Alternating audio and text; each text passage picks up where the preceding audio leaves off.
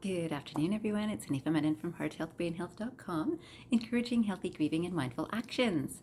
Today, I'm in my casual Sunday wear, yet I could not resist making a video for you today because there's a lot of contemplation in my mind and a lot of fun awareness in my head that I wanted to share.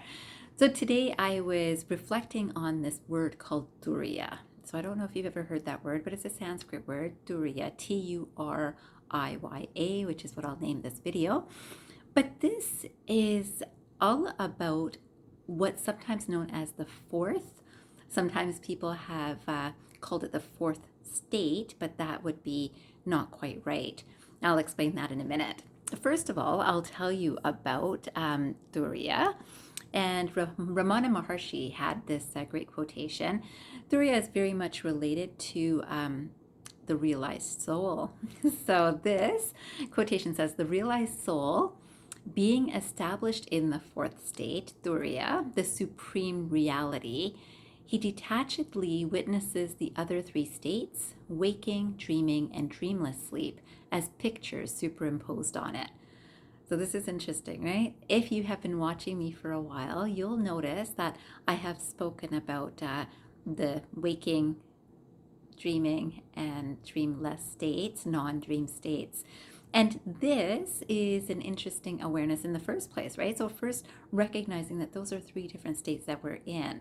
And of course, I'll talk more about this in future videos too. But Turiya is this idea of being beyond all of that as just the awareness, the witness to all of those states. And of course, when we're in deep sleep, we don't even know that we're sleeping, right? We just know about how good our sleep was when we wake up, right? So when our thinking mind comes alive, right? It's we're kind of aware that, wow, that was a really good sleep. So this is an interesting concept of Turiya being something that's an awareness that's beyond all of these. And it is not waking, it is not sleeping with dreams, and it's not sleeping without dreams. It's something beyond all of that. And it is something that is not really nameable. We wouldn't be able to put it into a concept. It's an experience, and I will say it's a fantastic experience. Now remember, this is a self-realized soul, and people can have glimpses of this, or this people can be in this space regularly, and this is what I aspire to.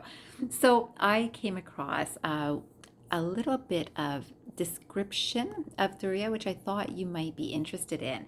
So it says Turiya here as defined. It's a Sanskrit word meaning the fourth. Okay, so it actually means the fourth. It is pure consciousness. Pure consciousness. So you know I talk about consciousness a lot, and there's relative consciousness, and there's absolute, and there's consciousness that is present in me, and there's a consciousness that's a presence in most living beings, we'll say. So whether plants or animals or minerals, there's consciousness. And so this again, it is the background that underlies and pervades the three common states of consciousness.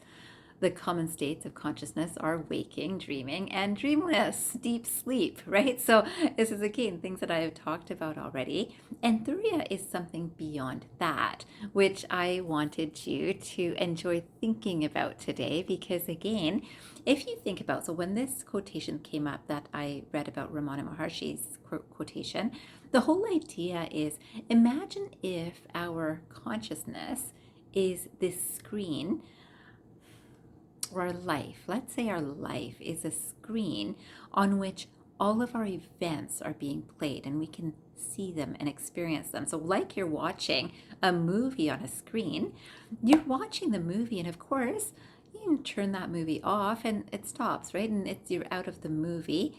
Our life is kind of like this movie that we're watching ourselves. Now, who's watching ourselves? We're aware when we are waking, when we are dreaming. We're aware in the dream that there's this action going on, but our mind isn't aware. Our mind is kind of detached from that. But there is something aware that we're in this dream, and we remember it when we wake up. So the same thing is remembering or aware of all of these states, which is awareness.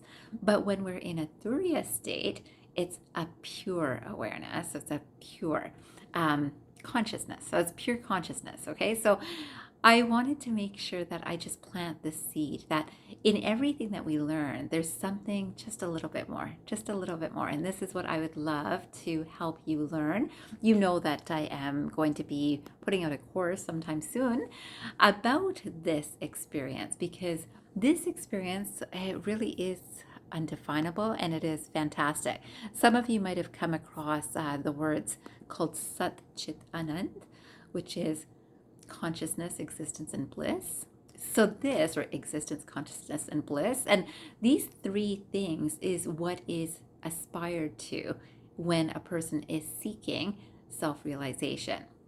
And this is what the course will be about. But at that time, of course, you'll have a lot more details about this if this is something that you're interested in. I would love for you to experience this. And you know that there's a reason that there's a lot of people that strive towards or seek enlightenment, realization.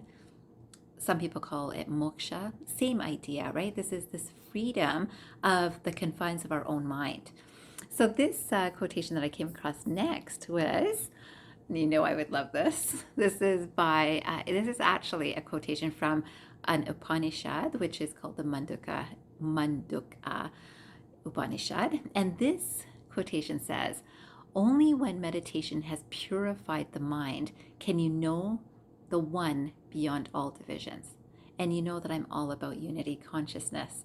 So the one beyond all divisions. So when you are purifying your mind through meditation, some people would say through prayer, some people would say through conscious being or presence, but you have to know what all of that is, right? That's what the course will be about.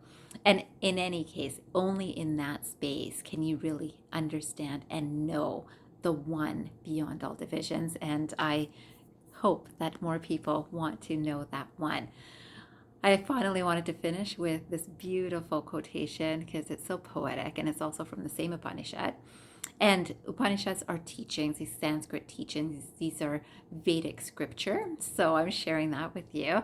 But this quotation says, may we learn to be like a river that dances and sings the songs of the eternal, traveling and surrendering to the many bends until she finally meets her beloved ocean. So again, it says, may we learn to be like a river that dances and sings the songs of the eternal, traveling and surrendering to the many bends until she finally meets her beloved ocean. And so if you think of all of us as little rivers coming from the ocean and directed back to the ocean, this is the goal, right? Coming back to that oneness that we all are stemming from.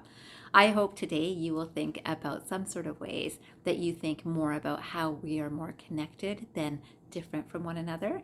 I would love for you to spend your 5 minutes after this video just considering that and thinking about the similarities between you and someone else to help you understand some ideas of oneness.